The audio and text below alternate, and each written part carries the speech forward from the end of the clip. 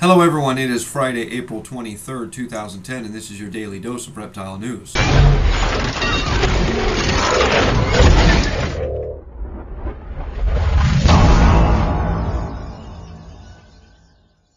Texas A&M University put out a good article and video this morning about the 37 species of snakes they have around Texas, and the warmer temperatures means those snakes are on the move. I will post that video on the DailyReptileNews.com homepage for everybody to watch. The United States Postal Service is investigating a ferret which somebody tried to mail to Puerto Rico. The postal inspector says the person that tried to mail this ferret knew they were up to no good because the return address was an abandoned house and the name on the sender's list does not exist.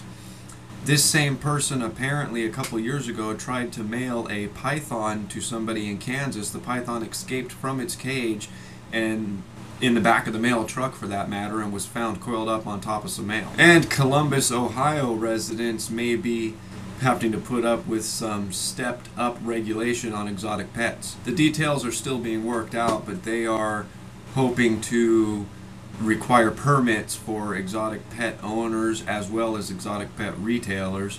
They say that the permits will be under $100. And a woman Tuesday learned the hard way that snakes are back on the move again. She was putting air in her car tire when she heard air escaping. She put her hand around the back of the tire to see if she could feel where the air was coming from. That air turned out to be a hissing snake which bit her 2 inches above the wrist. She panicked and ran to a friend's house where they tied her arm off and took her into the hospital. It turns out there was no venom injected. They're not even sure what kind of snake it was because she ran off. And you know, it brings up two good points for people that suffer from snake bites.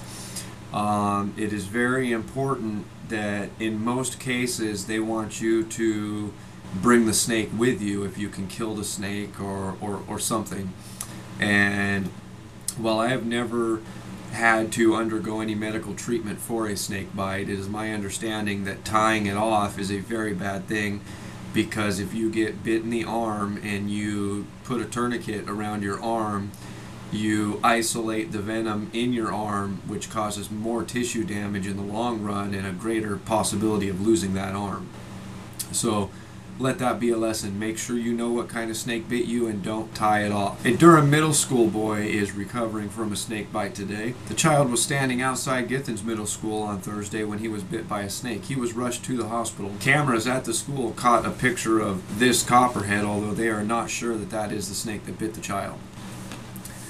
Well, that is all your news for this Friday, April 23rd, 2010. If you'd like to read any more about these stories, those links are right below here in the description.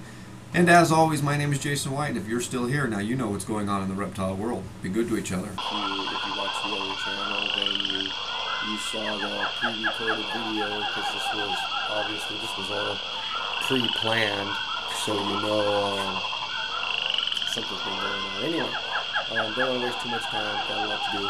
So to follow will be exactly what was going on for those of you that follow the Facebook account or whatever that you already know. But anyway, here it is right now.